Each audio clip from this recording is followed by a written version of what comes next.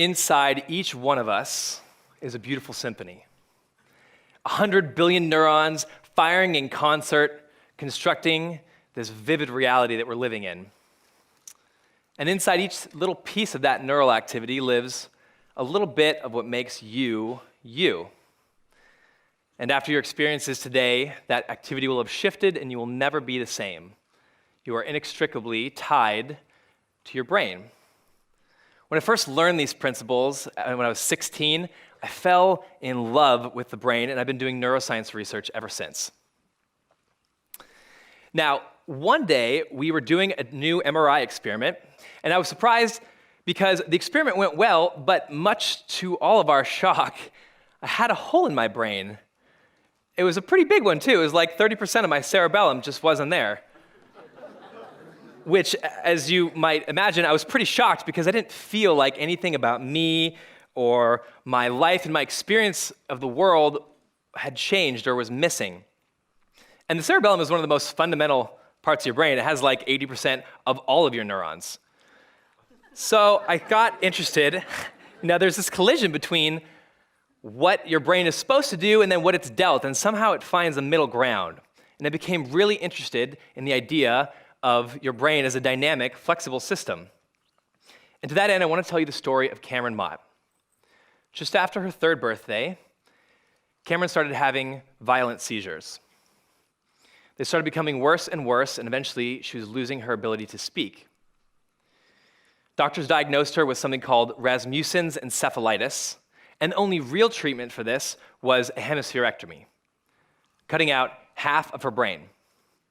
And keep in mind that one half of your brain controls and is responsible for movement and sensation in the other half of your body.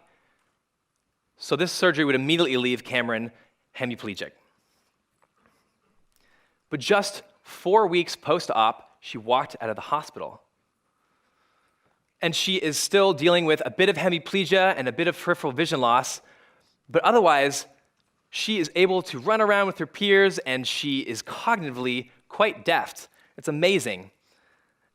And I wondered, consider that for a second. If I gave you half of a car or half of a phone, you wouldn't be going anywhere in LA, and you wouldn't be on Twitter right now tweeting about how mind-expanding TEDxUCLA is. Because for most devices, 50% equals broken. But somehow in this instance, with Cameron, 50% is almost equal to 100%. How is that possible? Well, the remaining part of Cameron's brain sensed the massive loss of neural tissue, and it physically rewired and reorganized itself to take over everything that the other half had previously handled. That is an ability known as neuroplasticity. It's the ability of the brain to change itself, to rewire. And so I think it's not a very good analogy when people say your brain's like a computer. It's actually just a really bad one because your brain is not static hardware. And although the prevailing view in neuroscience for a long time was that the adult brain was a fixed processing unit, it seems like every day we find a new result that says that's not the case at all. While there is structure to your brain, it is dynamic, flexible biology. Let me say that again. You and your brain are static, but you're also dynamic. You can change yourself. So the idea worth spreading is this. What if we were able to treat injuries and impairments in an entirely new way by hacking into your brain's ability to rewire itself? To show you what I mean, let's look at how we've treated depression. Since 1952, scientists and doctors have addressed the question of treatment for depression as a fixed hardware problem where there is a deficiency of happy neurotransmitters like serotonin, dopamine, norepinephrine.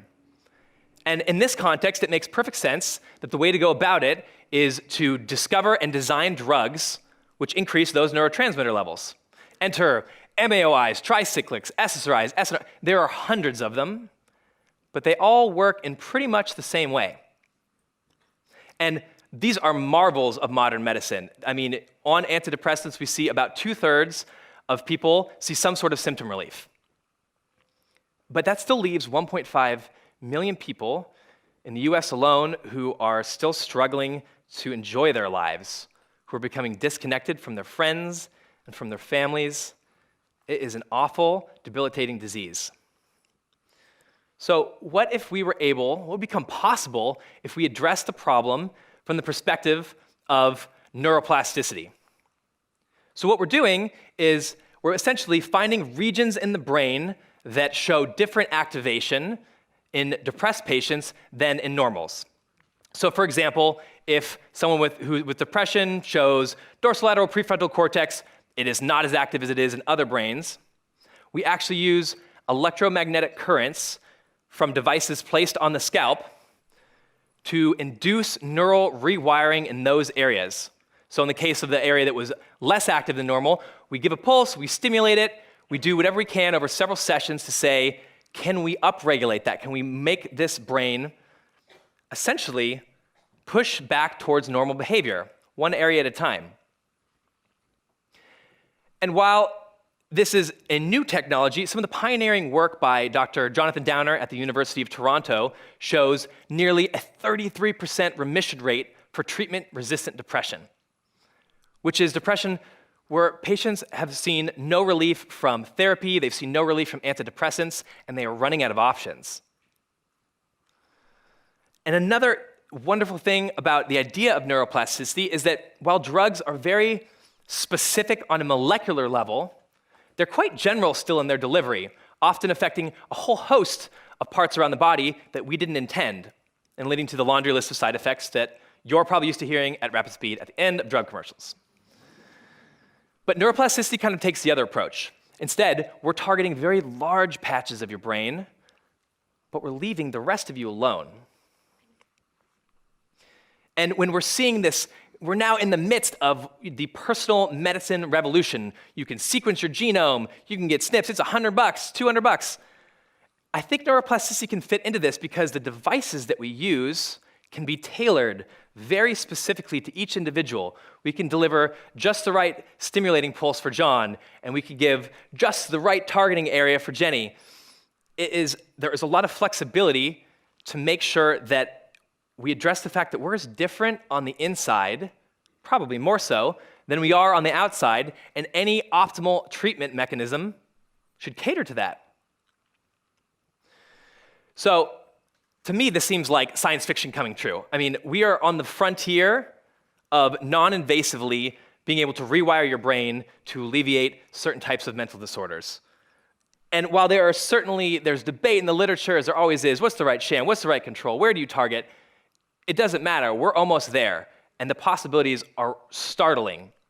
And once we get there, the next question becomes, if we can rewire your brain using devices, would it at all be possible to help your brain rewire itself with just your own thoughts?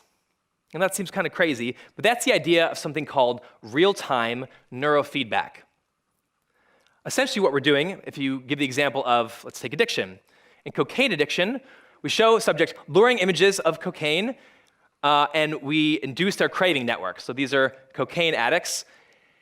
And then we present them with the real-time feedback on what their brain is actually doing. What is the craving network in your brain really doing?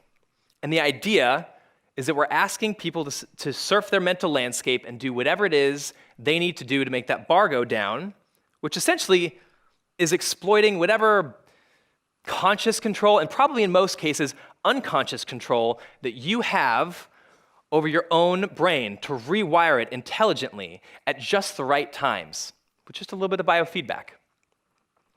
Now, I think that this has real implications for the legal system, because we're getting to the point where our neurochemistry is getting really good. We're now able to give particular types of drugs to change mood states, and in one case, we as a government are now disarming criminals with drugs. And that might sound like a 1984-esque type of statement, but consider that we already do it. In California and many other states, we mandate what's called chemical castration for reoffending sex offenders. So they're forced to take medroxyprogesterone acetate to reduce their libido, and it's effective. And I'm not here to comment on the morality of the subject, but I do feel that as we look for new ways to rehabilitate criminals instead of warehouse them, neuroplasticity would be an incredible option where before we say you have to take this drug or we're not letting you out, we instead see, is there any possibility for this person to be rewired or to rewire themselves? And moving beyond deficits, what if instead of just treating deficits, we actually use this to improve ourselves, just our own impulse control, where, yeah, all right, I don't know which one I want right now. Where we use our own intelligent brain plasticity to modulate and upregulate our long-term decision-making, our attention, our impulse control. What if we went to the biofeedback mental gym as much as we went to the real gym, and we lifted our behavioral problems with as much vigor as we lift our 45-pound plates? I think it's a beautiful idea. And there's one more application of neuroplasticity I'd like to talk with you about, but in order to do so, we're gonna run a quick experiment. Everyone look under your seats. Some of you will see a pair of earplugs. They look like this, and some of you stole them before the break. I know who you are. Pull them out. Okay, so here's the experiment. Those of you who have earplugs, you're going to be speakers, and everyone else, you're going to be listeners. Okay? Open them up, get ready. Now, I'd like y'all to meet my friend, Mimi. Mimi is 7 months old, and she loves to talk. When I press play, your job, speakers, is to mimic what she's saying. Listeners, your job is to see how well do they do. Okay, put in your earplugs. And for those of you at home, go ahead and plug your ears the old-fashioned way and see if you can play along.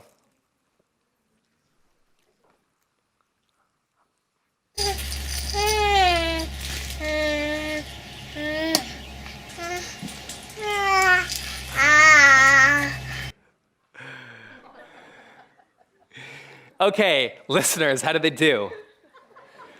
Yeah, like pretty terrible, actually. And look, I kind of set you up to fail on that one because lip reading is a really difficult problem. But lip reading babies who, as all of you missed, can make vocalizations without their mouth moving at all, and then who speak with toys in their mouth is a really, really difficult problem. This is harder than neuroscience. And so imagine, though, that Mimi is your child, and this is every day of your life. That's the reality for deaf parents and the over 90% of their children who are hearing able.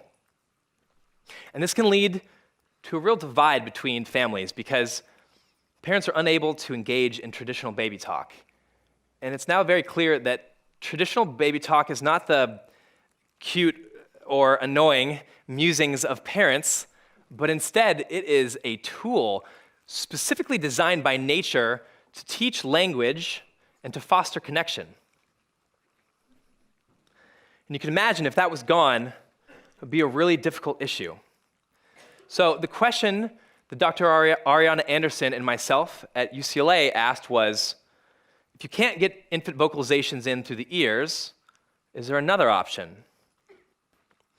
Well, when you scan brains across the population, you see that there are very specific parts of your cortex that are devoted to processing one type of sensory modality or another. So, for example, this morning on the TEDx tour through UCLA's Staglin Center, we see that there's a very particular part of Stephanie's brain that lights up only the visual information. And independently, there's a completely separate part of the brain that responds only to touch. But here's where it gets really interesting. When you scan the brains while blind people are feeling Braille, you don't just get the touch parts of their brain active. You see visual areas active as well. And similarly, when you scan the brains of the deaf population while they're communicating using sign language, you don't just see the visual areas active from seeing the gestures, but you actually see auditory cortex activated. Somehow, your brain isn't just plastic, it's not just random, it is intelligently plastic, and somehow it's rewiring itself in order to maximize and process as much information from the outside world as possible. somehow your brain is learning to see Braille and to hear sign language. So this is called sensory substitution. And the idea, as Paul Bach-y-Rita and David Eagleman have exploited, is that you can take information from one sense that's lost, translate it to a different sensory modality, and put it in that way. And surprisingly, your brain figures it out, because your brain is plastic. And this is the idea that we've taken, and we've moved forward with developing an application with a small grant from UCLA called ChatterBaby. And what ChatterBaby does is it turns auditory information into visual information. It's a type of sensory substitution. So now, Mimi's chatter comes alive in visual form. You don't miss anything now. So you're very clear. Even though her lips aren't moving, you can see what's going on.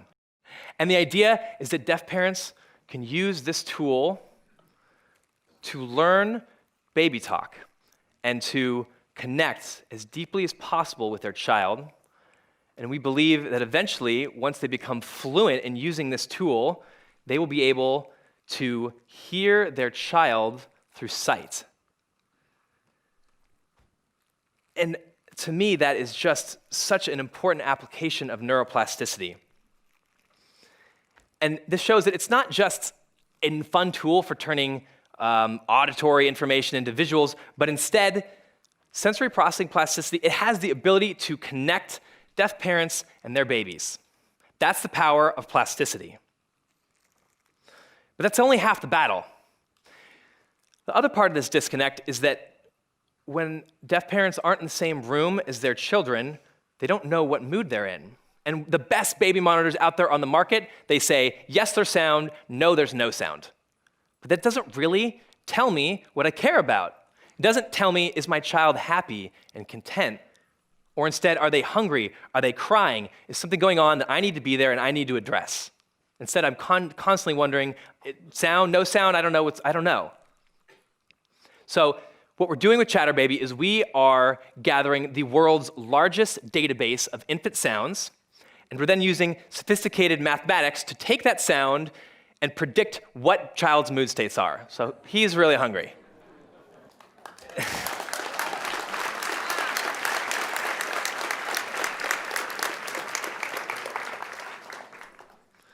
And the idea is that we can use neuroplasticity to make a real difference in how deaf parents communicate with their children. And I've talked to you about now how to treat depression and addiction and sensory impairments using neuroplasticity. But that's really only the beginning. We're starting to move into diseases that you wouldn't expect would be treated by something like this, like Alzheimer's and Parkinson's and stroke. And that's really just the beginning of what I've been calling neurohacking. And I don't mean neurohacking in the sense that these aren't thoroughly researched. They're really well thought out ideas, and there's a lot of literature to support why they work, but in the sense that we're not directly trying to fix the nuts and the bolts of all these problems. We're not trying to change every biochemical cascade that's going on in the brain, which is essentially the root of the problem. But there are 100 trillion connections in your brain, and each one of them is like a city with 1,000 chemical cascades going on. It is such a difficult problem. So instead, what I think some of the biggest advances in neuroscience and all of what we're doing is going to be exploiting this incredible quality of your brain that is uniquely yours to rewire and reallocate itself based on what it needs. And if we step back for a moment from neuroscience, the question for you I have today is, where in your life are you waiting to understand every little nut and bolt of a problem, every nuance, before you decide to solve it and make a change? If you're trying to change and if you're trying to affect social change in Los Angeles with 6 million people, there's probably a couple million that don't want to hear your story, and they are not going to be helpful to you. But instead of focusing on what's broken and what doesn't work, maybe take a lesson from neurohacking and use what does still work to get the results you want. Thank you.